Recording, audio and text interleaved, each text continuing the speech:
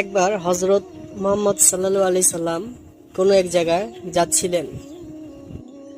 এমন সময় ওনাকে পিছন থেকে কেউ একজন ডাকলো, ইয়া রাসূলুল্লাহ। তখন তিনি পিছন ফিরে তাকালেন, দেখলেন একটি গাছে দড়ি দিয়ে বাঁধা এক হরিণ নবীজিকে ডাকছে। হরিণটি নবীজিকে বলল, আমাকে একবার দড়ি থেকে মুক্ত করে দিন। আমার বাচ্চারা খুবই ক্ষুধার্ত।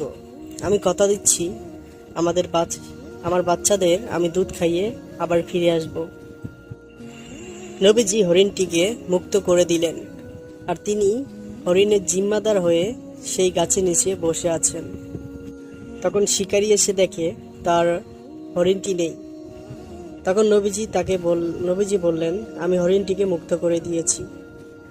হরিণটি তার বাচ্চাদের